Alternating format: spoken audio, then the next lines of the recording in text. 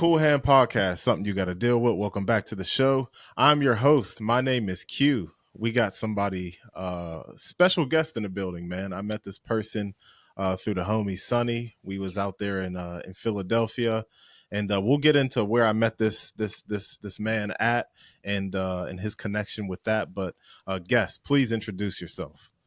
My name is Meen, aka Yellow Puffer Coat or the Don all the time with all the shine.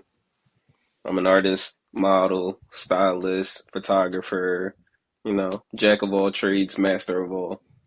Yeah, this jack of all trades for sure, man. I mean, just from your Instagram, you do a lot, like a lot. I saw this dude out with I'm sure most of the people who watch the podcast aren't into battle rap, but like you linked up with Iron Solomon. When I saw that, I'm like, that's a big deal because that's like a battle rap legend. Yeah, actually, that's like really funny because I had no idea who Solomon was like at all. Like I Hmm. know him as like Aaron, just from like all the times like we've met in the shop. So when I first met Aaron or Solomon, I'll call him Solomon for the interview's sake. I met Solomon. He sold his crate diggers hats, like the original crate diggers hat. It was like the navy wool one. We had that one at Lapstone where I work. So I remember one day Solomon had came to the store and he was just showing Brian, who was the owner of the store, like the new like samples that he had for the upcoming like crate diggers drop. I can't remember what color like the hat was for the sample or whatever like that, but I don't think it Hmm. was the one that we just did recently. So I think me and Solomon like locked in. I think he found my Instagram first because we had met in the store, but I didn't get like any of his like info or anything like that. So Yeah. he had found my Instagram, he followed me or whatever like that, and then one day Brian approached me and asked me. He said Solomon's been keeping up with like what you've been doing and stuff like that, as far as like your shoots with like advisory board crystals and John Elliott and stuff like that. And he wants you to do the lookbook for the next crate diggers drop. I was like, yeah, I'm definitely into it. Whatever I can do to like build my portfolio, get my name out there, get my face up there, I'm completely fine with it. And I was like, okay, cool, we can go from there. So then I was working at the ice skating rink because I'm a man with a million jobs. Dude is a Uh hustler. Yeah. yeah, so I was working at the ice skating rink one day and Solomon had stopped by and I was like, yo, like you look so familiar, but this is I've only seen Solomon like 3 times in person. I was like, yo, you look so familiar and you're wearing like he was wearing the official like Lapstone Crate Diggers like hoodie, the one that we just released. He was wearing the sample of that and I was like, yo, you look so familiar. You got that like hoodie on that like for my job and we haven't put that out yet. He was like, "Oh yeah, what's up? I mean, it's me, Solomon, blah blah blah blah." Chatted it up. I met his son and stuff like that, and then we talked about it. And then from there, we did the photo shoot and stuff like that. I modeled for the lookbook. We did that at Radio Kismet, which is like a podcasting like digital media space. So like you can record music, everything there, like the whole nine. Shout out to Radio Kismet. They're a really great place. They were really nice to us. Christopher Plant, he was a really good guy. And he never fails to not give me a compliment. Every single time I see Christopher Plant, he gives me a compliment. So I love Christopher Plant for that. Shout out to Chris Plant, man. Appreciate you, dog.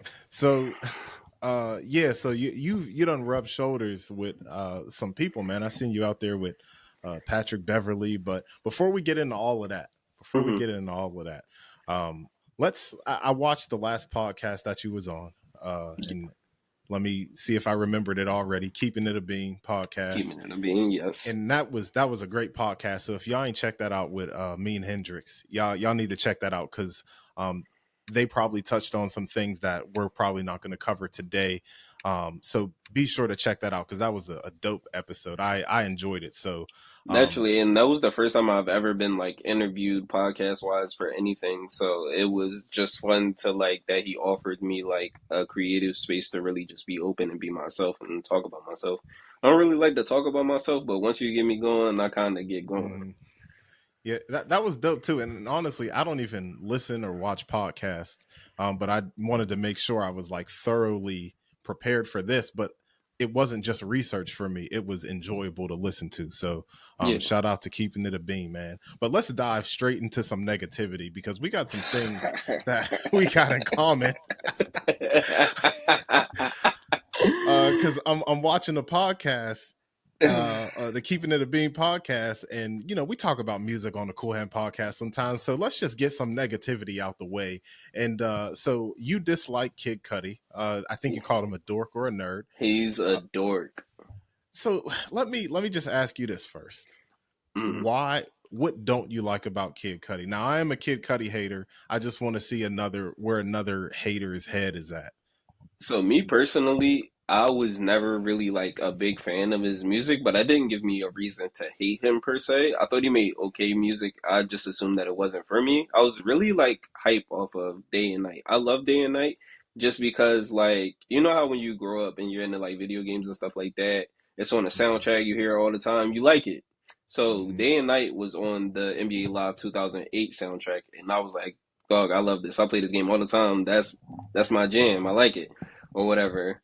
But everything about Kid Cudi to me just feels like very inauthentic. I don't think that he's actually like a good person. I don't think that he is someone with any redeeming qualities outside of his art.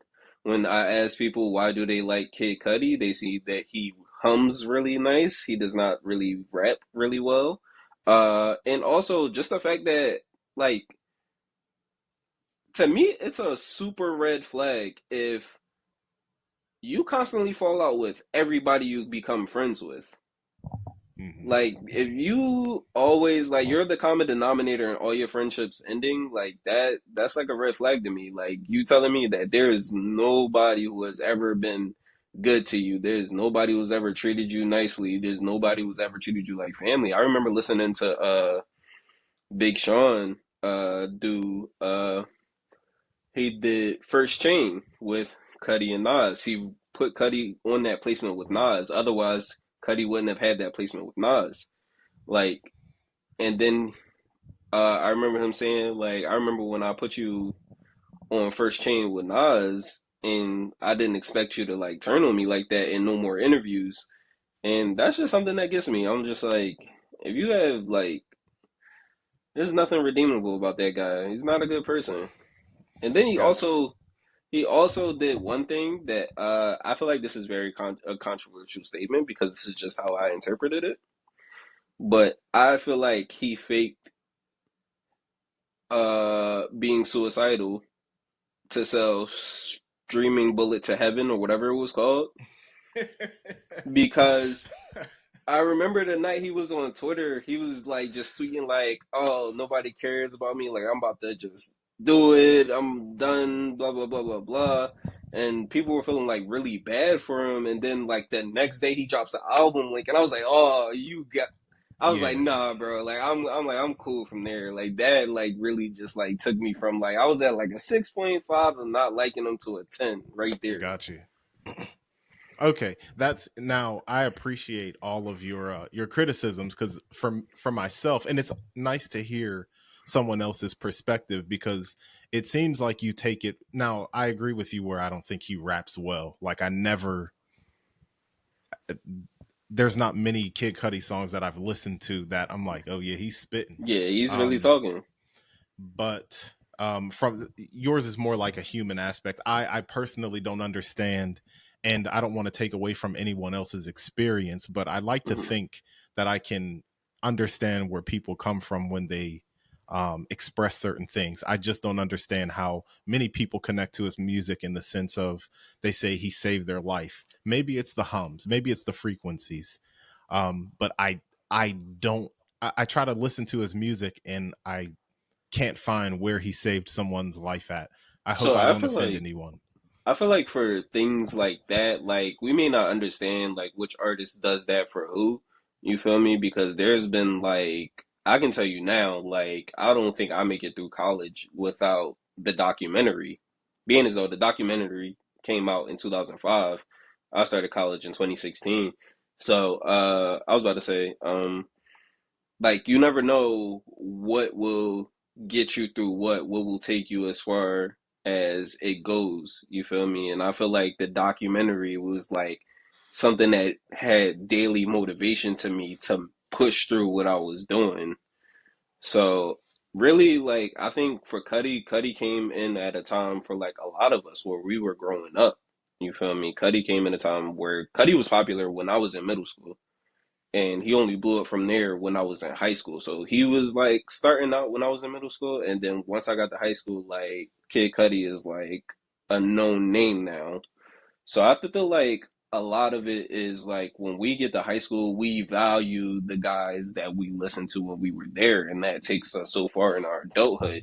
Like I can say right now, I'm still a fan of Joey Badass to this day because of, well, he's only a year older than me, but I watched his grind and growth from 1999 to Summer Nights to Before the Money, et Hmm. cetera, et cetera. Yeah, So you feel me? It's just like people go through things all the time. You feel me? That's your favorite artist at the time, and you grow with that artist. Of course, you're going to be like, well, this guy saved my life. Without his music, I don't know who I would be, where I would be. You feel me? It's just not for us to understand people's personal journeys.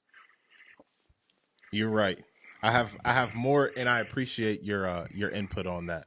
I can go on about Kid Cudi. My haterism for him goes deep. But there's one more because I want to talk about you in this Right. podcast. One more that I resonated with in the Keeping It a Beam podcast. Post Malone. Oh Now God. I don't mess with Posty, and I'm not calling him untalented. If I'm keeping it real, I I would would listen to like to Post Malone I would over like to Cuddy. classify I would like to classify people like Post Malone as a verbal freeloader because that's what they do. They try to lock into something that they see as popular, and then they build their core from that and do what they want to do from that. I definitely would most likely rather listen to Post Malone than Kid Cudi, just because Post Malone does a lot of collaborations with artists that I like.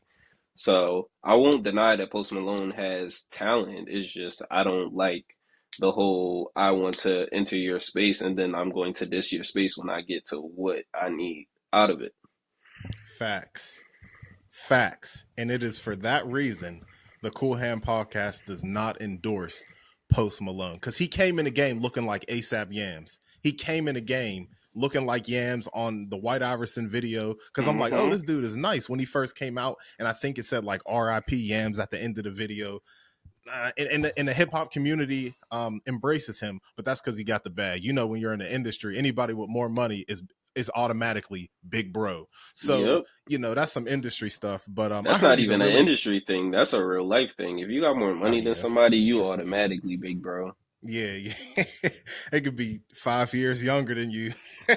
Hey man, 504 is like 32 years old, and Pop Smoke was his big homie. So I forgot him. Yeah, yeah, yeah. That was the big bro. Yeah, and Fabio came in not wanting to say how old he was. yeah, Dude is in his 30s or was in his bro, 30s when he came out.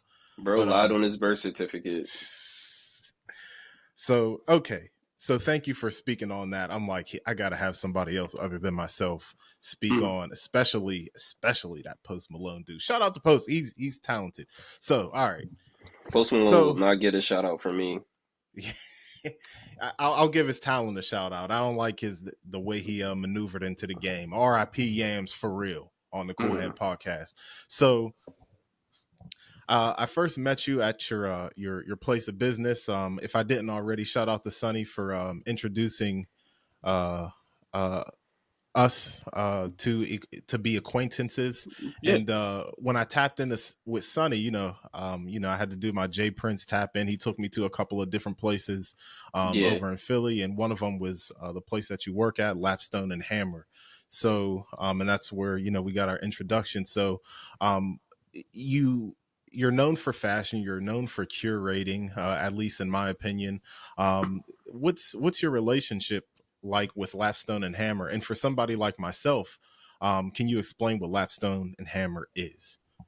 So Lapstone and Hammer is basically like It's more so we're classified as a sneaker boutique, like how Supreme is considered a boutique and stuff like that. We're just like a sneaker store for the cool shopper. Well, we try not to be too cool so that you don't think we don't care. We do care about our customers. We care about our clientele. Our relationship with Lapstone is I was working at Journeys, and honestly, I didn't feel like I was passionate about what I was doing. I was always like an ambitious, goal oriented person, and my goals for being at Journeys was for me to be a store manager. And I didn't really figure out why I wanted to be a store manager. I was just like, oh, that's like a benchmark that I can get to. Let me just work hard so I can get there. It wasn't really more so aligned with, oh, this is what I want to do in life. This is what I want to be in life. It was just like, it's a goal set in front of me and I want to pass it just because it's right there in front of me. So I think moving over to Lapstone was just getting me closer to my passions. I wanted to be closer to streetwear. I wanted to be closer to doing like photography. I wanted to model something I wanted to do forever. I wanted to do it at Journeys. I wanted to be a model for Journeys, and they kept telling me they were just like, "Well, you got to connect with this person. You got to get in with this person. You got to keep buying stuff from the brand and keep posting it until like they notice you and stuff like that." And I was just like, okay, but that's like something we tell our customers. Like I'm actually on the inside. I should be there should be like some sort of like form of like communication where I get there. And I'm not saying that I wanted my spot handed to me, but it was just that like I can't even get my foot in the door because that's a level of access that y'all don't want me to have. So I was like, okay, let me figure something else out. So when I got to Lapstone, it didn't go as planned. You feel me? Like when I got there, everything was basically about, oh, this is your job. You come here to work, help the customers, and that's pretty much it. Like you don't have any say or vote of command and whatever else we got going on, no special projects, nothing like that. I couldn't do photography because photography was already a job. That's a warehouse job. That's not even like an in-store job. That's a warehouse Hmm. job. Like I'm working in store. I can't get that job. I'm not qualified for it. So it was just like I'm there for like I want to say like a year where I'm just feeling like did I really make the right decision? Like I feel like I'm kind of like wasting away. Like I'm just here, like I'm getting fits off and stuff like that. I'm talking to people, connecting or whatever like that, but it's just like I'm not really seeing like the difference between me being here and me being at Journeys. It's just my job is like my job here is just like a little bit more peaceful. Like it's a little bit laid back. It's a little bit more relaxed. I ain't got to worry about hitting like a certain goal or whatever like that. I ain't got to worry about chasing down customers to see like what they need or anything like that at the door. I don't have to greet within 5 seconds. Like I just be personable. I can be myself. I can let those interactions flow naturally as opposed to it being forced. So I think it took like me meeting like Bryant, who's our social media guy, and really like standing up for myself. Like I really had to like, yo, like I like to do this. I know we have to film content for the store so we can like do like reels and stuff like that, but this is what I'm here for. This is what I like to do, and I want to be able to do it. So if there's any way that I can be able to do that, let me know what steps I have to take to be in that space. And my first shoot was with John Elliott. I also did Nike ad placement for ACG and Advisory Board Crystals, and that's how Advisory Board Crystals came to be my favorite brand, just being able to do like that first shoot and then oh I'm really interested in what they have going, let me research the brand and really find out what I like. So Hmm. right now like my role is still more like I'm still more like I'm an associate, but now like I'm actually like more involved in the process of like modeling. My feedback is more so valued. There's more we can do from a creative standpoint where like we can do like pop-ups and stuff like that like my coworkers do. We have like events and parties and stuff like that. So I feel like we definitely have like reached a point where now like things are getting to be a little bit it's starting to work itself out. Hmm. And when did you start working at Lapstone and Hammer? I started working at Lapstone. on December 1st, 2021. I remember because I told Journeys like I was leaving in 2 weeks, and my first day was December 1st. So that's the only reason why I remember that because it was the first day of the month. Got you. So I just wanted to ask that to get a gauge on, the progression from when you started working there and wondering, if you made the right decision to where you're at now. And a big part of that, as you mentioned, was taking that initiative. Have you always been like that, or do you feel like the circumstances made you really step up the way you did?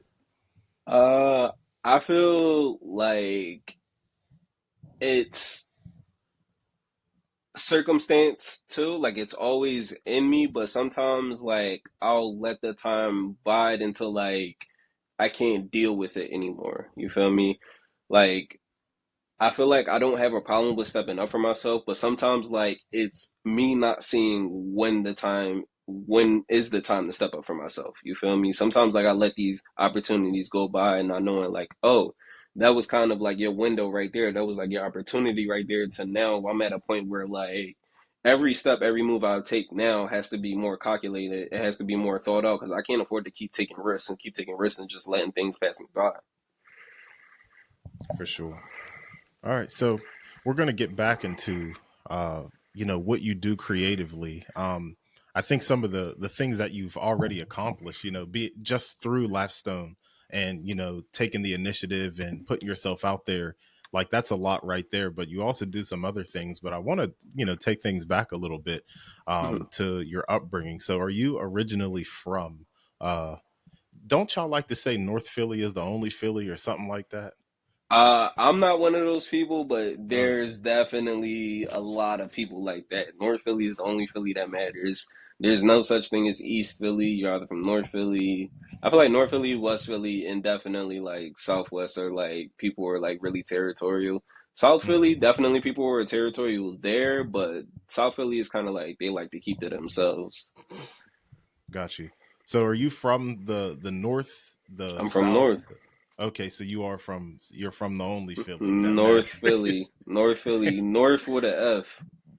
North Philly. So uh I'm gonna keep it real, bro. Mm. When I think of Philly, I think of some wild stuff. Like I don't think of like a lot of positive things, and maybe that's No, it's definitely like that. I mean, I feel like it's definitely become like negative like stereotype to be from Philly. Like everybody is just gritty, dirty, and angry all the time. Like that's just like the basis of what you think a Philly person is. But we're really nice people. This is a really good city.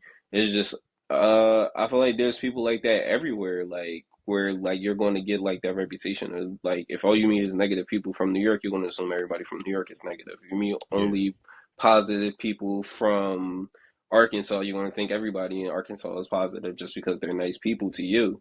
You feel me? So it's stereotyping that like I wish we could break the mold from, but Hmm. I don't think that's gonna happen because the most famous people from here are negative people. Yeah. Well, I'll tell you this though, like seeing paying attention to your IG, paying attention to like Sonny's IG, y'all really be like outside moving around the city doing stuff. It really shows me personally as somebody who's only been to Philly at one time, just a different side. Like okay, I'm sure y'all heads on a swivel, but at the same time, like y'all do be moving around. Y'all ain't, you know what I mean? Like it ain't just dirtiness all around. So what was Yeah. life like? What was life like growing up for you? Just as a youngin coming up in Philly. More so like how I said on like the podcast, like I was more so like I'm a only not a only kid, but like I was the only boy growing up in my household. So I really was an in the house person, homebody. I like to go home, play video games, and also went to a boarding school too. So me growing up at a boarding school was I was at school all the time. I wasn't at home like running the streets and stuff like that. You feel me? So that was just like my thing. Like I had friends at school, and then when I went home, it was just me in the house because I didn't know nobody in my neighborhood. Yeah. So I wasn't like when I grew up in North Philly, so like, I had friends in North Philly, But when I moved to West Philly, that's when I started going to boarding school. And when I went to boarding school, I'm like, I'm not home 5 days out of the week, so I don't have time to get to know people in my neighborhood. I'm not going outside just talking to strangers. I'm not one of them type people. Like I Yeah, was really like to myself. I didn't really like meeting new people, and I'm shy too. So it's also like harder. Like I have social anxiety and I'm shy, so it's like harder for me to really like get to know people unless people like approach me. I think me leaving Girard College like really helped me with my social skills because when I went to public school, that's when I had to get to know people in the neighborhood because my school was around the corner from my house. Like I'm talking walking distance. I would get there in got you. like 2 minutes if I walked. So I feel like that really helped me. I don't think I'd be the person I am now if I didn't leave Gerard, just because like I had to learn so much on the flies, learn like who I am and stuff like that. And I was like 10 when that happened. So like a lot of people who had a head start on like their social and communicative skills, they already had to one up on me as far as like being in the streets. Whereas I came in at 10, I'm book smart and I don't know two licks about what's going on out here. Yeah, So yeah, definitely, like I was just like quiet child in the house all the time. Like I was, we're a middle class family. We lived in the Breslin apartment homes on 46 and Walnut, very dangerous neighborhood. But I didn't really see most of that because I was at yeah. home. Got you. And you did mention that on the last podcast that you were a pretty, academically gifted student. So, Yeah. uh, when did because it's safe to assume that you're, a bright person, Mm, um, but sometimes the smart kids don't have the creativity. And when I look at your Instagram page, when I look at what you're doing, when you're, putting together these outfits and even just the jewelry selection and the buttons that you put on your fitteds, like you are a creative person. So yeah. did you always have that creativity, or is that something that you had to grow into? I think I've always had that creativity, but doing it with fashion was something I had to learn because I wasn't into fashion growing up. I was into shoes, but I wasn't into fashion. I was into shoes because, like I said, I like basketball. That was my thing. I love basketball players and stuff like that. So I was always like up on what's the newest like basketball shoe and stuff like that. But I was never into like fashion. Still to this day, I will say like I'm not really like a designer person, but I do like do my research and do a little bit of my studying just because I feel like that's like quality information to have. Hmm. So I feel like also too what helped me was Girard College provided so many resources for me to learn and really hone like my crafts. Like I was a student who drew a lot, painted a lot and stuff like that as a kid. And like I talked about on the Keeping It a Bean podcast is I went from having all the resources in the world, art class every single year from first grade to seventh grade to I'm in public school now and I hadn't seen a art class from the moment I reached public school all the way up until I finally started college. And I don't think I would have seen that either if I hadn't chosen a graphic design major. So Hmm. it's just things like that, like you don't really like think about like because no one else sees the value in something like art because that's not a growth that they grew up in. That's not something that's menial to them. If we can't communicate how this makes us dollars, then why do we need it? And that's exactly how they view all art programs. And that's something that I feel like one, I should fight harder for other people, not just for myself, because I do think that's an important cause. Got you. Okay. So you mentioned fashion is something that came along a little bit later. Yeah. So even when you were a youngin, uh, creatively, was Mm-hmm. there anything that you were into? Because you mentioned the art class and things like that. But what were you creatively inclined to before fashion?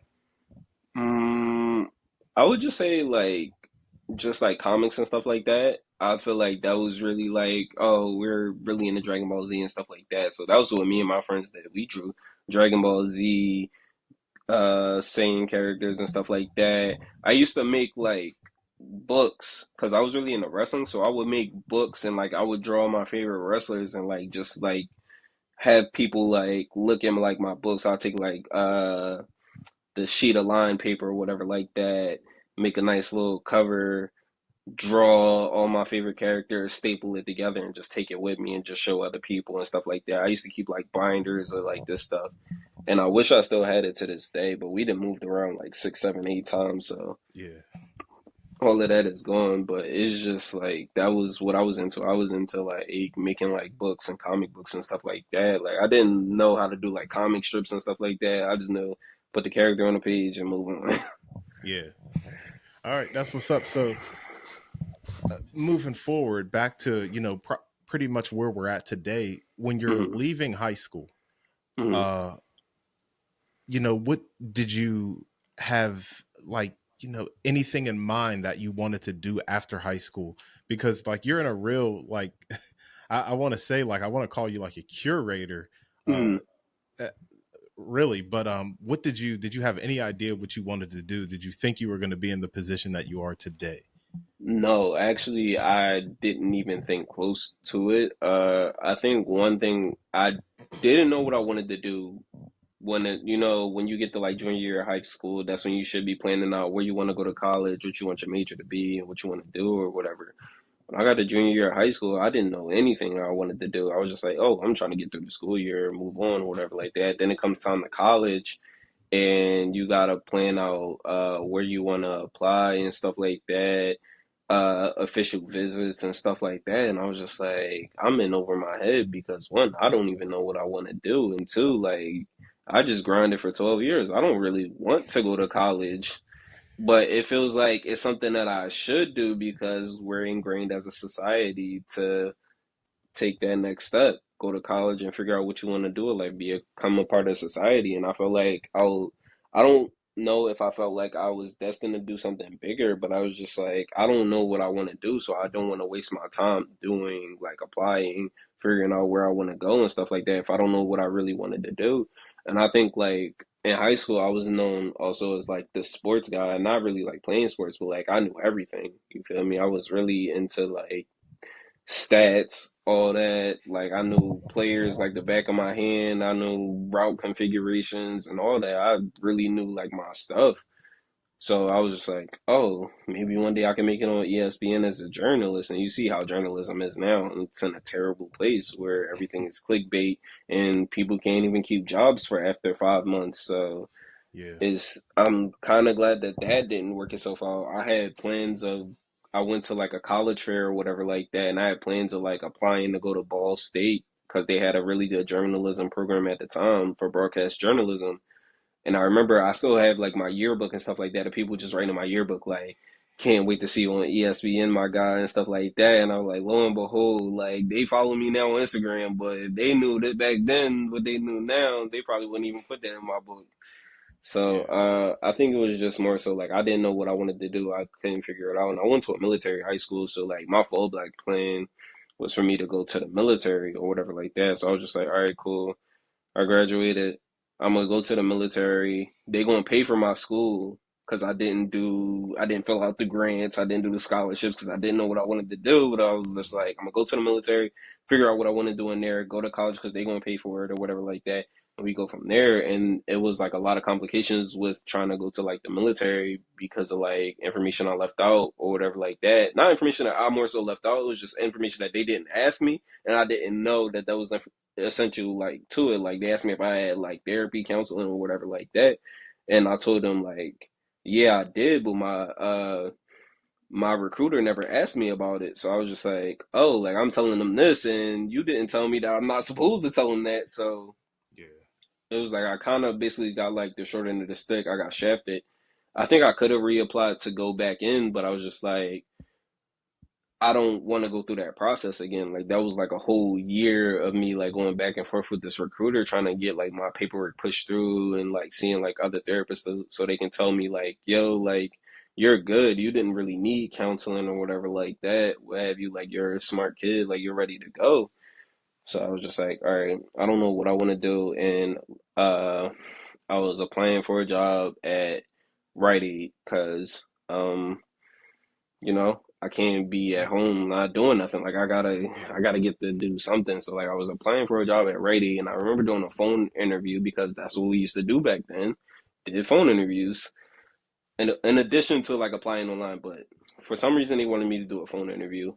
And they asked me, was I interested in furthering my education? I was like, no, not really, because I just did 12 years of high school. I didn't really want to go back to college immediately. I was like, I'll hear you out. So they invited me to an open house at the Art Institute. And I think I had chosen like video games as like my major, like video game programming or whatever like that. I was like, that's cool, whatever like that. I'll just go check it out, see what they about. And I remember like one of my graphic design professors, sort of loving me. I can't remember his name, but he was giving like he was telling people, he was like, yeah, like video games and all these other majors are cool, but like something that we're always going to need is marketing and design and stuff like that. So I feel like you guys should really like take that into consideration. The money is always going to be there for that, no matter what we do in life. There's always going to be a need for marketing. There's always going to be a need for a designer. So that's like when it clicked for me to switch my major and actually like go in there and learn something. And boom, the ball just started rolling from there. I started really, I refound my passion for art because I had been away from it for so long, and learning designs taught me like a new, like basically like a new realm of possibility through art. You feel me? Like this is digital art, whereas I was growing up doing a lot of physical art. So I got there, and that was just like all I was. I was like completely sold on it. Really tried to maximize it to my capabilities. And when I started making art, I was just like, oh, now like I can put this on clothes and stuff like that. I think I just like treated clothes as like another canvas because I was just like, oh, I Mhm. want to really do something with what I'm making. You feel me? I don't want to just make it just sit on my computer. So I started putting on clothes, started wearing clothes, and I was just like, oh well, I'm making clothes now, I'm making shirts.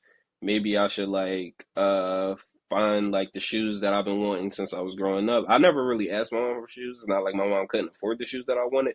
I just didn't really care. Like I like shoes, but I didn't really care about what I wore.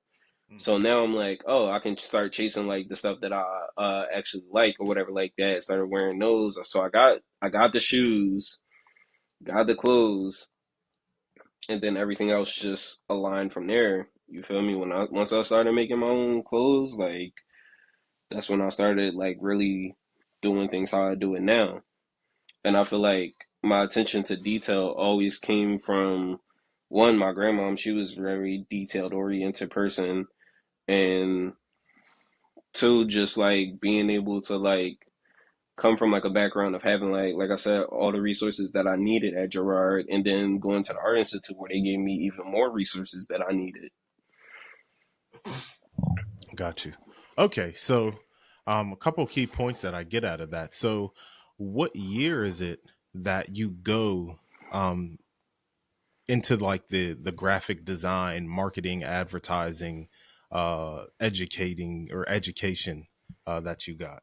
So I applied for that job at Rite Aid like 2015. I started college, like officially started with the graphic design, got past all like the FAFSA, whatever.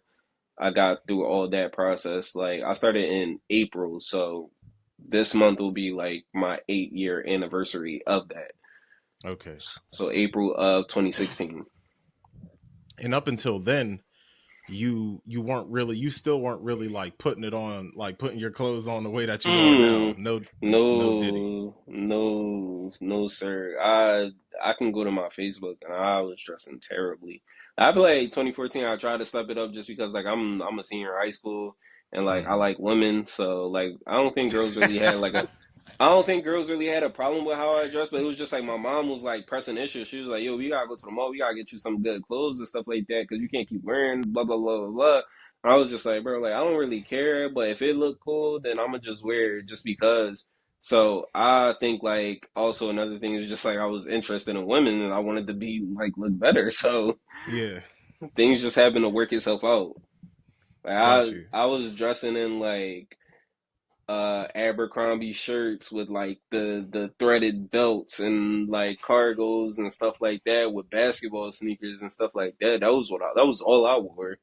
And then I feel like it really started to click for me in like oh I want to say like 2018.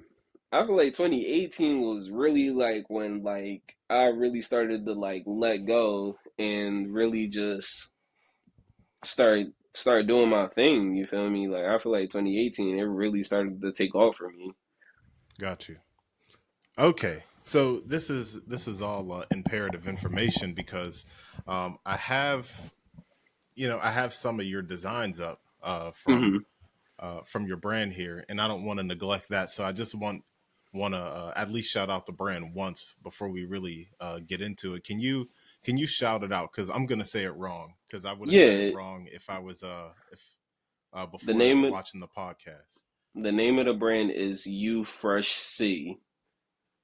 You Fresh C. It's like a question. So YOU, the word fresh, FRESH, and CSEE. So it's like a question. I abbreviated it as UFRESHC and YFS because I really was into initials and stuff like that. So I think like coming about with the process with the name and stuff like that was I really liked how I wanted something.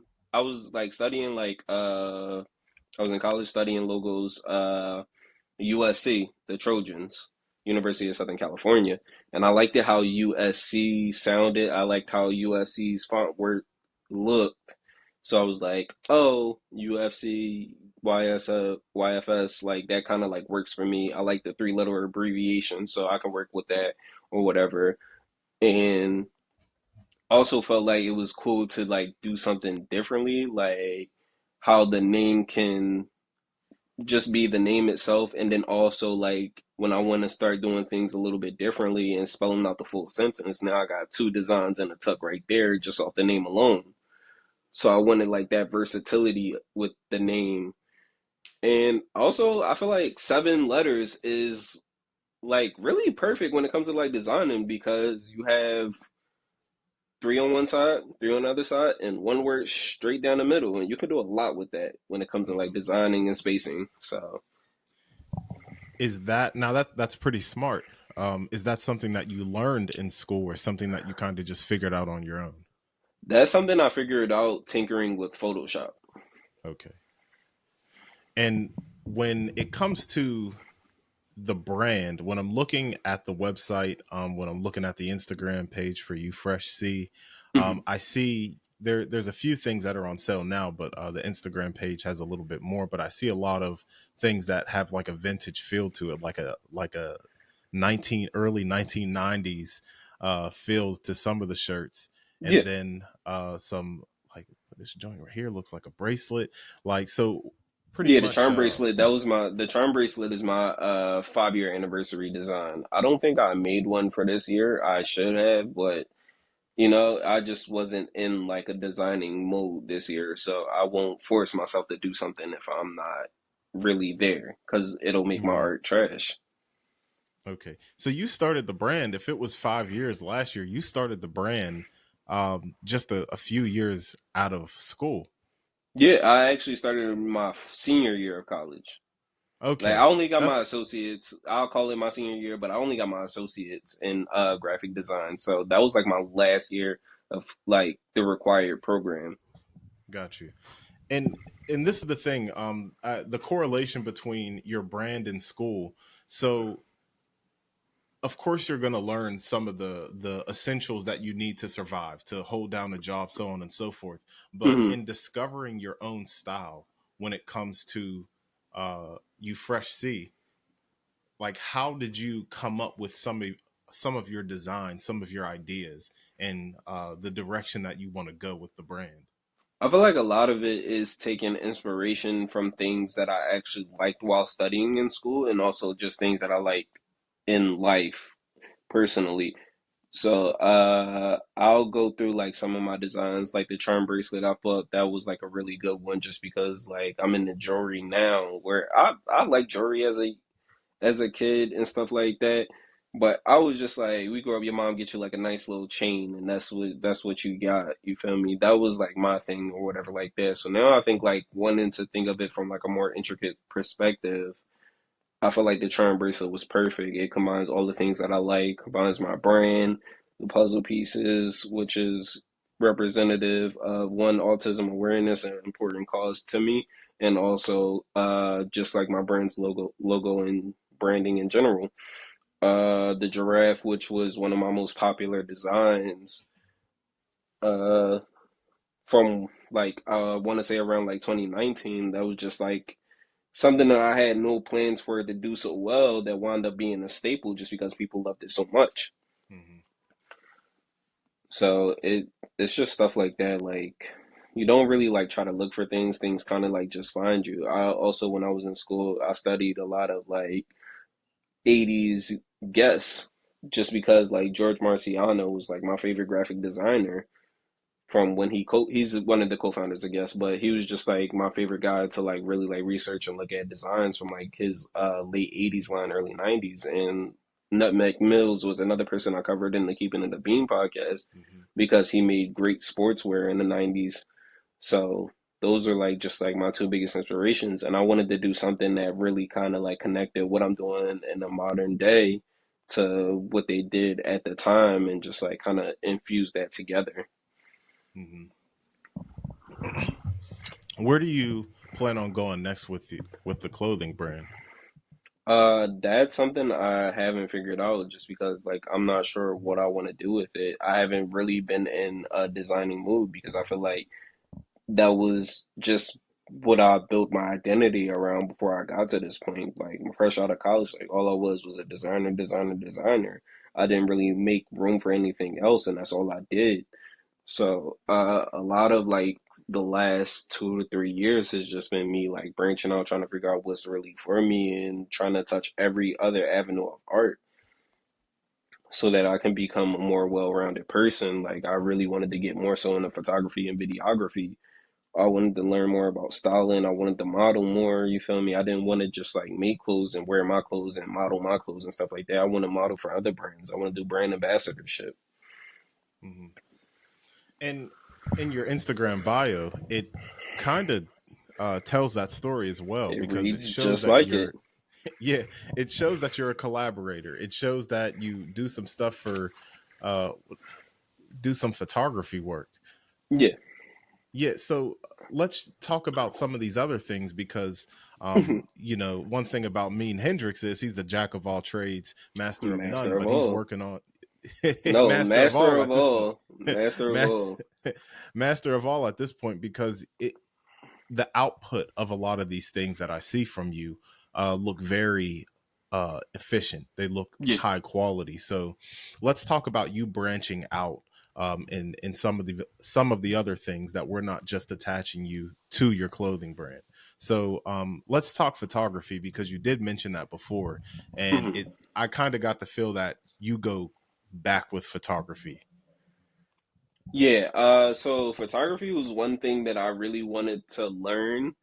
What I want to say, during the pandemic, uh, no, this was before the pandemic. This was when I was in high school. I seen like this lady, honestly, I feel like this is me biting, but I seen this lady, she was doing like wedding photography and stuff like that. And I was just like, oh, like I can buy a camera, I can do with that. Like how a lot of people think that they can do photography, you just buy a camera, you just go out there and shoot and stuff like that. Hmm. So I was definitely one of those people who were just like, oh, I see how this lady is doing that, so I can do it too, and maybe I can feed myself through this as a hobby. And it didn't really go like that because I bought like a crappy Nikon. My Nikon was good, but it wasn't great. It was just like, oh, I got this cheap model for like $100. I got me a nice, cool little lens, but I don't really know how to work the camera. And this model is like, it's a refurbished model. This is a model they don't even make anymore. Hmm. I'm like a couple generations back trying to figure out how to get to the quality that I'm seeing from the people that I'm studying or whatever like that. So it took me like kind of failing at that initially for me to really like when I came back to it in college, just wanting to re-tap back into that now that I have like a better idea of what I want to do, a better eye for what I'm seeing or whatever like that, for me to really like get better at it. And I think I do really well with digital. I don't do like photo shoots. Like I don't really like it's not really something that I eat off of. You feel me? Hmm. See, like all the stuff that I post on Seafoam Archive is really just me going out and about and just capturing stuff like that and documenting it just because that's something that I want to have for later to look back on. What if I need it for reference? Hmm. Yeah, photography is not a an easy field to to get into. It's Um, not, it's just one that looks easy because the people who are amazing at it make it look tremendously easy. And there, I have to give a shout out to a couple of my friends. Quan, the Lost 96er, he really does like most of my photo shoots at Lapstone. Ethan White, he did my first original photo shoot at Lapstone for the John Elliott ad and the Nike ad. Love those guys to death. Also, Kay Torrance, we went to high school together. She's an amazing photographer, and she finally came out of retirement last year. And one of her first shoots was covering like a reel I did for advisory board crystals for Lapstone. Like I did like a partnership reel right there, and I told her I was just like, just pull up, bring your camera, and just get your feet wet. You feel me? Like you come around, you take shots. Like it wasn't something that like she had to do or I had to do for her. I was just like, I want her around. I made sure it was okay with the social media guy and everything like that. I was just like, yo, like I want her to be here. Can she shoot with us and stuff like that? And we just went from there. And if I think it is still pinned to my account, if it's not, then I'll have to find it. But my advisory board crystals like photo shoot with me wearing the work sucks shirt and the towel, the scarf on my head, like that was yeah. all her hard work in editing. So definitely gotta give her a shout out. She's amazing. Shout out to the And guys. Oh and yeah, shout Sunny out to K too. Torrance. And Sunny too. Sunny, that boy can work a film camera. Yeah, yeah. Shout out to the folks, man, and shout out to K Torrance. I'm looking at the joint you did for advisory board crystals right now. So shout out to them folks, man, because that is not an easy from taking the picture to taking a good picture to the Hmm. editing and Lightroom, Adobe, whatever you use. That stuff is they get paid accordingly, and And they get paid. even my stuff on Seafoam Archive, like I'm editing that like straight off the phone, and I feel like even like the work I'm doing, I feel like it's nice, but there is always room for improvement. I'm way better than I was in 2016, but hey, I still got a ways to go. Yeah, that's one of those things like you have to get into it to realize how difficult it is. Yeah. So, so that's the photography game, and you were able to model. Now, I'm gonna tell y'all something too. Modeling ain't easy either. Like, Oh, hard. It's incredibly hard. You don't know how to pose, and they try to.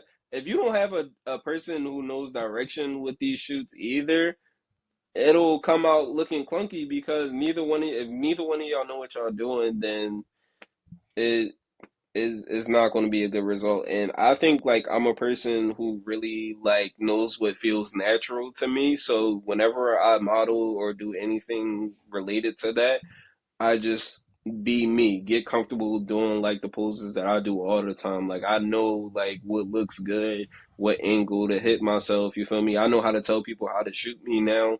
So it's just like it took like me figuring it out for myself for me to figure it out in those shoots, like where to stand, how to stand, what to do. And I'm always open to like creative direction too. Like I don't just like sit there and dictate how all my photo shoots go. I really try to listen and collaborate with the people that I work with because we all have our best interests in heart. If we're all going to put our mhm, name on this, we all got to make sure like we step accordingly. mhm. What made you really want to get into modeling? I think more so that like I was putting on like a pretty like decent like I was putting together some pretty decent fits and stuff like that, and really I just wanted to be seen for it. You feel me? Like I really wanted to be seen for like the things that I do. So it was more so like a recognition thing that I'd hope to attain to get closer to my dreams. You feel me? So I didn't know like how to get there. Like I didn't know what to do to get in those spaces. So I would just continue to like take my pictures, really dress it up, and that's like why my Instagram looks the way it does. Like I'm posting like once or twice a week just because like I love to get dressed. You feel me? And it was just coming from a standpoint of, oh, I'm doing this. I'm putting a lot of effort into what I'm doing and my details and stuff like that. So now I want people to see it from the perspective of how I make it, not just how I put it on. Got you. I was gonna say, I asked that question because being in front of a camera can be a little bit nerve wracking. And did you deal with any sort of anxiety? When you really got into it, when you're having somebody else shoot you. No. So my thing too was like I didn't take like a lot of pictures and stuff like that. It took me hitting like rock bottom with my depression in like 2019 for me to really like wake up a different person. You feel me? And I won't say I still don't go through like my depressive bouts and stuff like that, but I think after like seeing like what the lowest of my personal low looked like, I wanted to document every single day that I felt good about myself. You feel me? And even days that I don't feel good about myself now, I still document it because this is something I'll never get back. I'll be like, oh, I don't know what I was like before 2019, but I know once I hit like this benchmark now, I'm happier now. I'm starting to dress a little bit better. I can see like the progression and everything that I do just because like I decided to take that step and really just, you feel me, capture all the moments where I did feel good about myself. And then it just blossomed from me doing it every day and it coming naturally. So when I got in front of a camera, it wasn't any different than what I was already doing. I think also too, like I don't think about it as much because usually when it comes to a photo shoot, it's really just you, the photographer, and whoever else may be part of like the team for it. It's a small crowd, so I'm not really thinking of it like, oh, I'm in front of like 70,000 people or blah blah blah blah blah. Because really, I'm just in the audience of like five. So like I'm comfortable with the people that I know, and I can just like go ahead and do my thing. You feel me? I think I would look at it different if I was sitting in like a room full of people and they were staring at me. But it's really no different than me being at Lapstone, setting up my tripod, and taking pictures of people just walking by, getting in the way. So, Got you. That's interesting to know because I know for myself, even if it's just like my wife and I taking fit pics, like I feel awkward. Like I feel like I don't belong there. You know what I mean? Like I so don't know how to yeah, pose. And so definitely like that too. Like that's another thing. Like sometimes like I feel it and sometimes I don't. You feel me? I feel like one thing that I try to tell myself is I don't have to see these people. They don't know me. So once this is done, like once I'm done taking a picture, like it's not like I'm gonna run into this person and be like, "Hey, remember when you took that picture over there?" Like yeah. that since I've been taking pictures, that has never happened to me. Like people have never came Hmm. back and be like, "Oh, I remember when you took that picture there" and stuff like that. Like it's just something that we just think too hard about because like Yeah. it's awkward. It is very awkward, you feel me? But it's just like at the end of the day, like nobody actually cares. That's another thing like you have to say yourself is that Facts. nobody actually cares. If I see somebody taking a picture, I'm gonna keep walking, I'm gonna walk around and be like, "Oh, she's taking a picture. Oh, whatever, big deal." Yeah. Like that Yeah. has no effect on my everyday life or what I'm doing. Yeah. No, that's a fact though. That's a fact because like just like you said, you'll walk past somebody like they're taking a picture, but when it comes to yourself When it or comes to yourself, personally you'll be like, myself, damn, I it's feel like like everybody's looking at me. exactly.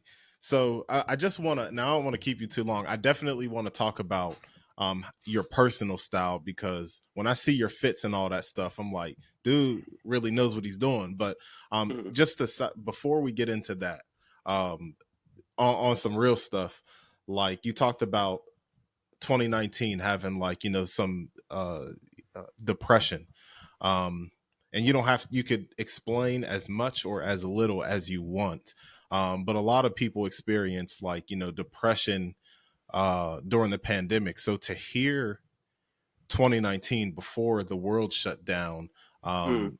it made me wonder, what was your experience like, but Uh, not just that. How did you get out? How did you uh, get help? okay, so I feel like I'm very open about like the things that I was going through because I don't really feel like I was going through like I feel like it was very important to me what I was going through, but I don't feel like I was going through anything like super traumatic that will really like shake the foundation of myself if I tell it again. But 2019, like I was just going through like a lot at the same time. Like I had my girlfriend broke up with me or whatever like that, and she had like a new boyfriend, so I was really like beat down about that. Um, my uh I think one of my friends had passed away at the time. I can't remember if it was my friend or if it was like my great grandmom because it was just like so close together. Um, that happened. I lost my job at Buffalo Exchange, which was really important to me because that was helping me get through my breakup because I was going to work every day and I love the people that I work with. And I feel the same way about like me working at Lapstone. I look forward to working at Lapstone because I love the people that I work with. And that was what I had at Buffalo Exchange.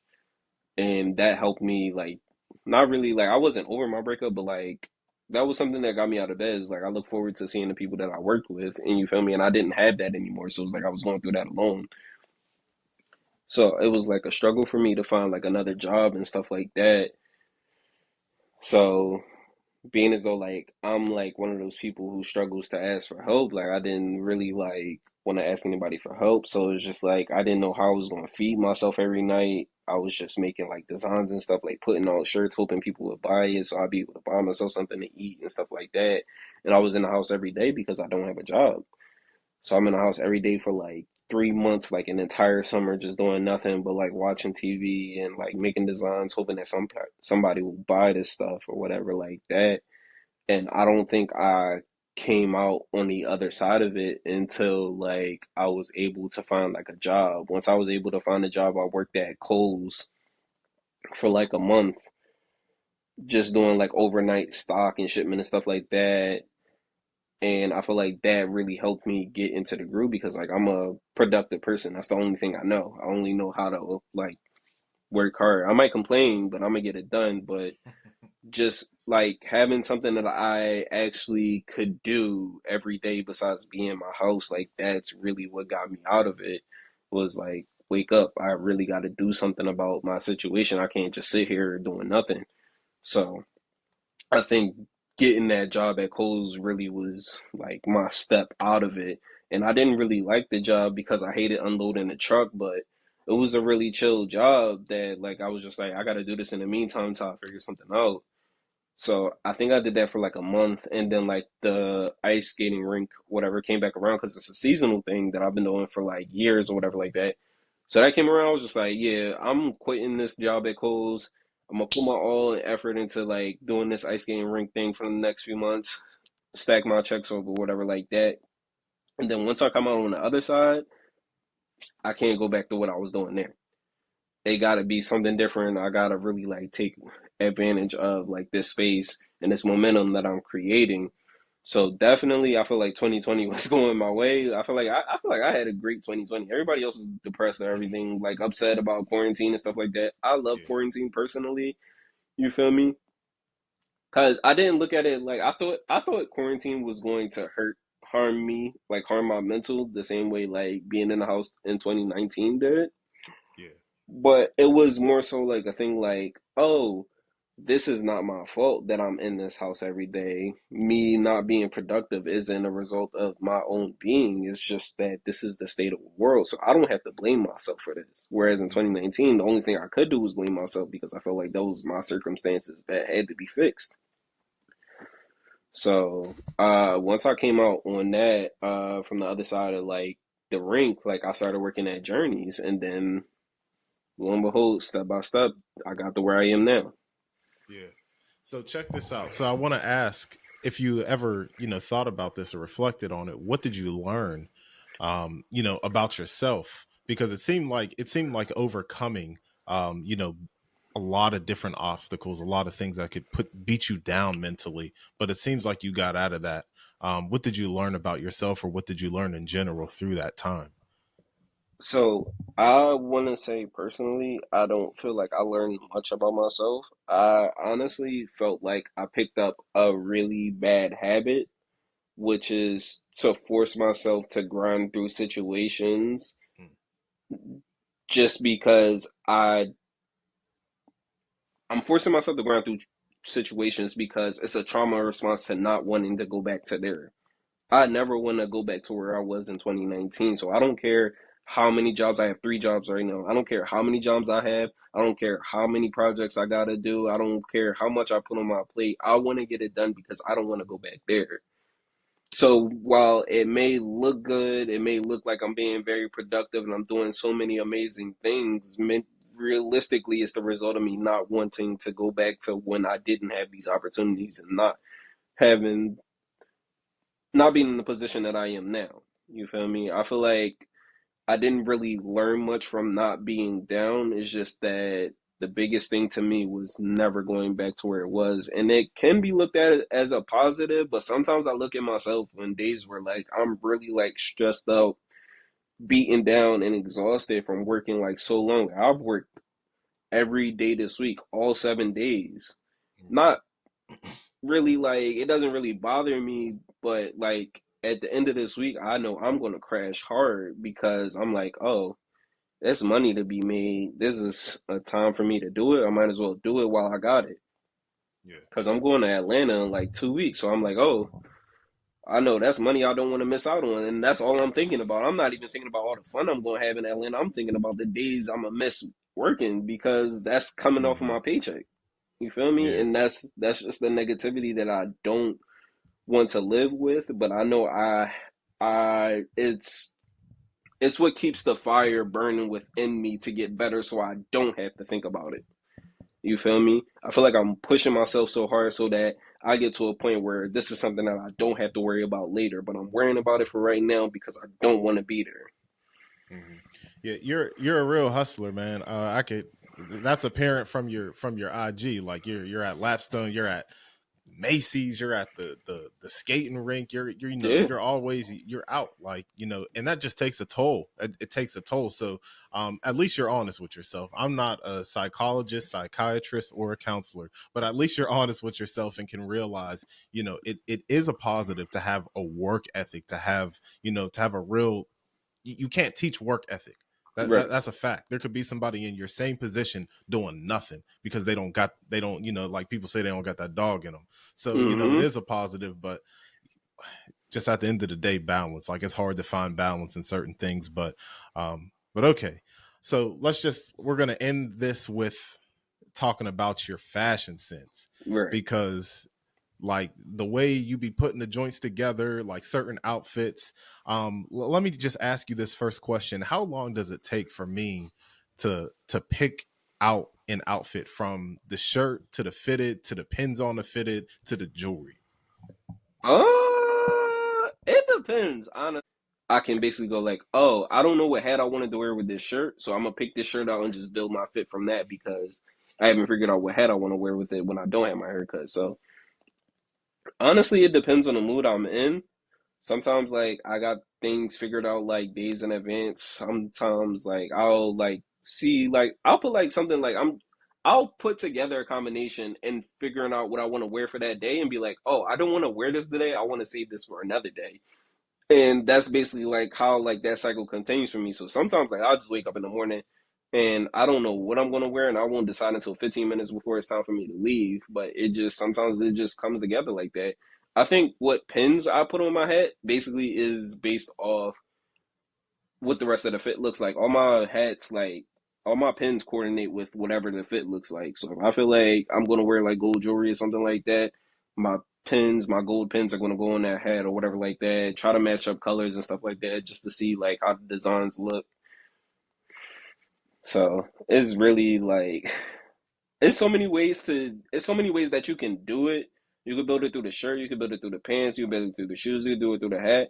I feel like there's not one specific formula to how I do anything. It's just like I'll wake up with an idea or I'll look through all three of my drawers of shirts or I'll look through my bins and I'll be like, oh, maybe this might go with that and I'll just go from there and figure it out.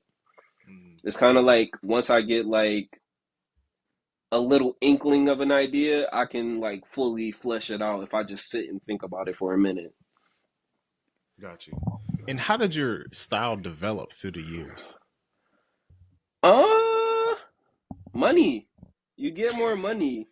When you get more money, you have the ability to get more things. And I think that too is just like I stopped going from thinking about things of how to build my wardrobe, like just buying like a full fit. Like that was a lot of things that I did, and a lot of things that people do is they'll buy like a full fit at the same time instead of just acquiring pieces over time. Like I remember like in 2015, 2016, like I just had like full polo suits, and I'm like, "Oh, I can wear this like regularly, but like I can't like, you feel me? I got to do something Yeah. different. Like I can't just wear the low with the low all the time. Like maybe I Yeah. can wear it with something else, you feel me?" And I think that was just like a thing that really like pushed me is like just starting to acquire pieces. So now I never buy like a full fit. If I buy like a full fit, it's probably coming from like Fashion Nova, and I need it for like something quick. Like I went to a wedding in Oklahoma last year, and I just got like a Boohoo Man like linen sweatsuit or something like that, and that's about the only use I have for it. Like, and even that, like, I'll take that and incorporate it into my style. I wore the pants for a while until I accidentally bleached them, but Yeah. I'll still wear like the shirt with like a cardi or something like that. I feel like it's better to acquire the pieces because now, like, I have so much stuff in my closet that I don't even worry about what I buy. Like, I don't worry about if I get some shoes, I don't worry about like, oh, I don't have anything that'll go with this. If I buy a hat, I don't think about, oh, I don't have anything that goes with this because I know I have an assortment of colors, fits, and styles that it doesn't matter. I'm going to figure it out. I can literally picture like everything that I have in my closet right now. Like I have like kind of like a photographic memory. I may not know exactly where it's at, but I know that I Yeah. have it, and I know if I don't have it. So this is the thing though. So dudes could have some bread. There's a lot of these rappers got bread, but they can't dress. You know, it's a tweet that reminds me of that. It's like all these dudes are like corn dogs, weenies with bread, and like that's exactly what they are. They don't know. I think one thing that is important to me, and I'm saving this for you're getting the exclusive because I was saving this for my Fits from the Street interview whenever he finds me, because he's Hmm. gonna find me. I know him. I know him like on a personal level now. Like we're kind of cool. But whenever Fits from the Streets finally finds me and does my interview, one thing he always asks people is, when you think about style, what's one word that comes to mind? Well, what comes to mind, or what's one word that comes to mind? And my answer is going to be identity. A lot of people don't have an identity in fashion. They don't know themselves. They're too busy following behind what's the hottest trend or how their homies dress, how they're going to put that together, what's hot in the streets. Like a lot of people are wearing Asics and stuff like that because they see other people wearing Asics and stuff like that, not because they actually like it or whatever like that. They like it because it's what's hot. When people move off of it, they're gonna be like, man, that's not hot anymore. That's corny now. You feel me? Because people don't have that identity. I'm not gonna be one of those people. I don't have Asics because I see everybody else is wearing them or whatever like that. I wear it because I like shoes. You feel me? I like comfort. But a lot of people don't know themselves, so therefore it reflects in their style. They don't know what to wear. They don't know what they like. You feel me? You can only wear black and white so many times until you actually start to get to know yourself. Hmm. Black and white is just like the cop out. It's like the cheat code. You can wear, not saying anything against you because you're wearing black and white right now, but it's just like No offense taken. that's everybody's default setting because black and white provides so much versatility. You feel me? It's a neutral combo that you can put on with anything. So I want black. I can wear black with red. I can wear black with white. I can wear black with blue, black with green, black with yellow, white with red, white with green, white with blue. You feel me? Like they don't want to step too far out of that realm of neutralism because they're afraid to take that risk. Me, I was once like that, but now I live in color. That's the only thing I know how to do is put things together in color because I feel like if I don't take that risk and actually try this, then I won't know what I like. Facts. Now check this out because this is the thing. If you go on Yellow Puffer Coat Instagram, he's not just all talk, because I want to let y'all know something. This is the thing. Whatever's hot right now, like there's a lot of different trends and everything like that. You're not following the trends and you do a lot. This is how I would describe your style. You would do Hmm. a lot without doing too much. Like Yeah, you'll have a lot going on, but you're not overdoing it. It's I not have overbearing. I have figured out the art of subtlety Hmm. because that's a thing that's really missing, especially when it comes to like people who wear jewelry. Everything just has to be matted out, iced out, chains and stuff like that. I've never been that type of person. I may be that person when I get enough money, but I've never been that type of person. You feel me? I feel like people don't know subtlety. Like you gotta know coordination is everything. But when I see people coordinate, like they're not even like coordinating properly. They're just like, oh, I got this, and it might go with that. So I'm gonna just, I got my color palette of orange, brown, and white. That's what people think coordination is just finding like three general colors and working from a color palette. That's not really like that is a form of coordination, but that's not really like making it. That's not the that's I don't know what the word what I want to say, what word I'm trying to get to, but you feel me? There's so much more you can do than just finding like two or three colors that work with each other and just dressing it up from there because you're still too focused on the neutralism of having like a white color in there or a brown earth tone in there. Take notes, y'all. And this all goes back to what you were talking about. The homie that's going to eventually run into you on the street. Does he say what Mm-hmm. is style? When you say identity, that's what you're going to tell him. Identity. Yeah. A lot of these folks, it's like I was watching some YouTube video on the state of fashion content, and a lot of these little street interviews, a lot of people who all dress the same say, oh, you just got to be yourself, you just got to woo. Man, shut up, because you're Yeah, being whoop de somebody whoop. else. Oh my God, bro. Everybody, oh God, the word pretentious always comes to mind when I think about stuff like that because I'm like, that's not even you. Like I've seen so many of these interviews where they're all like dressed the same. They got on like these super baggy clothes. They're wearing all black or something like that. They got Hmm. on like Capital or something like that, Y3, Deadly Souls, whatever brand you want to make up or whatever like that, and Yeah. they all dress the game. They all dress the same. They all dress in the same font. Like Yeah. that's one of my things too. Me and my friends were all the same person, but in different fonts. But when I see people dress, I feel like they all dress in the same font. They just use different colors for their typefacing. Dog, talk to him. And I'm glad to have like a, and I'm gonna label you as a real fashion head. Like I dip and dabble in it. Hmm. I wouldn't consider myself a fashion head or none of that stuff. So like I'm this is a form of validation for myself, because I be having these opinions, but it's like, people might look at me and say, what are your qualifications? Yeah, this like is this is somebody I who's feel qualified. that's another thing. That's also very pretentious to me because nobody is too fashionable or unfashionable to have an opinion on anything. Now, me, like, when I see people who err the side of being too negative about something fashion related, and then I think about like how do you dress, that's when I start to think about like Hmm. what makes your thought so much better than what they think. You feel me? Why does Hmm. everything have to be perceived as hating if you don't like something? I don't like erring too far on the side of caution because everything is so black and white to people. There isn't any nuance. There isn't a gray area to people. It's either you feel Right. one way or you feel the other way. And nobody's ever really like qualified on this. Like you can have like so many accolades and everything like that, but everything in art is completely subjective.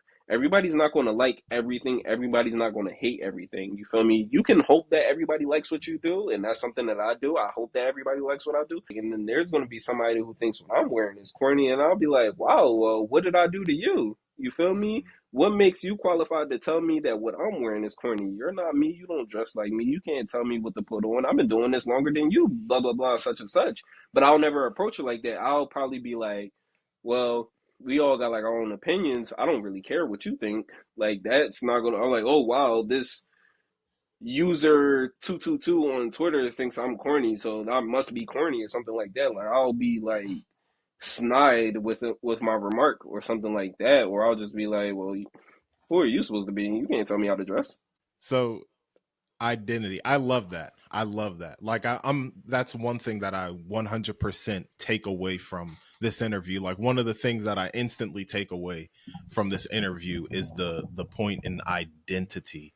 And I think, and this is the thing, like I hate this, I hate to say this, but I'm not like I'm not like glazing. I'm like telling the truth. Like Mhm. I 100% believe that you have an authentic style that is fashionable and separates itself from the trends of today, even if you did do something or wear a piece that participates in said trend, i.e., Asics. But that's Yeah. something that you've always been into just as a sneakerhead. So I appreciate it, man. We could, if you have any last words on just anything on your style, on First fashion, of all, fitteds. I definitely have something to say. I never want anyone giving me my flowers to be perceived as glazing, because I feel like that's something like the respect of my peers is something that I actually work for. Like I said, art is is a subjective medium that everybody has an opinion on. They may have a difference of opinion and everything like that. So I do work hard so that I can get the positive feedback, also the negative, so I know where to improve on. But I do actually work for that validation from my peers. You feel me? I may not always, I don't think it's something that, like, I won't say I don't care about what people think. I care to an extent of me wanting to better myself. I don't care from an extent of someone who doesn't like me, doesn't like the way I'm doing things, and I'm going to change how I do things. You feel me? So I think like another thing, like it's very important to give people their flowers, and I'm always open to receiving my flowers. I may not know how to take a compliment. I might work around, explain how things are, but it definitely makes me feel good when people recognize how hard I work. That's the only thing that I won't say that's the only thing that really like motivates me to do what I do, but it's a pretty good like indicator of how far I've come with my progression. And I don't really have anything like to say as far as like fashion and stuff like that. I could do like the cliche be yourself and do thing, you feel me? Like everybody just be Yeah. yourself, blah blah blah blah blah. But really like try. That's my biggest thing. If you really want to do this fashion thing, I feel it's important that you do seek out like just look for what you like. You feel me? Do your research. You feel me? Even if you got to spend all day on Pinterest and Depop, Instagram, whatever like that, until you find a piece you really like, see how other people do it. I take my inspiration from other people too. You feel me? Hmm. I got my fit plan for Sunday is like I got the Wales Bonner Sambas and I'm wearing it with my jersey, but I don't know what pants to wear. So I'm on Instagram. I Hmm. look up Wales Bonner. I go to like pictures that they're tagged in, and I see how normal people who tag Wales Bonner in their comments dress up the Samba. So I could be like, oh, maybe that works for me. Oh, I see like this color with that pant with that shoe. Maybe I might work it with that. You feel me? Like is never a thing where like you can't be inspired. That's what fashion and art is all about, is being inspired by other people to do things like your own way. So my thing to everyone is just to try, you feel me? Try to figure out what you like and don't be afraid to take that risk. If the fit comes out trash, don't take it, don't post any pictures. Like it's not like nobody has a gun to your head and is forcing you to post a trash fit. Just figure out if you Yeah. like it or not. There you go. Mean Hendrix in the building. You could catch him out there in Philly, North Philly, Lapstone and Hammer, and at the other hustles that he does. You can catch him on the Keep It a Bean podcast. The podcast that I watched, like your first episode. Apparently, you're going to be coming back, so we got to come back for some hot takes. No, Because he got I'm a lot of ready. opinions. I'm So ready. I will do this. Like I honestly, I will never see myself as a podcast person. But anytime you want to have me as a guest, I'm down for it. You feel me? I said the same thing to Marquise. Like I don't really like do these things. Like nobody really asked me to do these things, and I feel like it's always fun to really like connect with the people in your community. You feel me? Like no matter like what medium space it is, it's always good to connect with the people who do like love and respect you. You feel me? And Marquise has been somebody who has always given me my flowers. Anytime he has seen me, anytime he sees me posting on the timeline on Twitter where I'm a menace, he's always like he's always giving me my respect, and that's something like you can't really like put a price on. Like that's something I value really strongly. Shout out to Keith, man. So this is the Cool Hand podcast, and definitely we could tap back in the future because I do like the your opinions on even Kid Cudi. Like Yeah, I liked you bringing some of the points that you did out. So and Post Malone too, but we were more on the same page with Post than Kid Cudi. So it's good to hear right. different perspectives. So yeah, we could tap back in the future, man. And if I'm ever in that area again, last time I tapped in with Sonny, but maybe next time, we got a little round table if we come out there again. So Absolutely. uh I would love to. I definitely like one thing too, like after like you told me that you did a podcast or whatever, like the day that I met you, I watched your episode with Sunny and I watched your episode with I think did you do one with Devin from Zooming Live or you did one with yeah, Peas? I think yeah. I I watched did the one with Devin. both of them.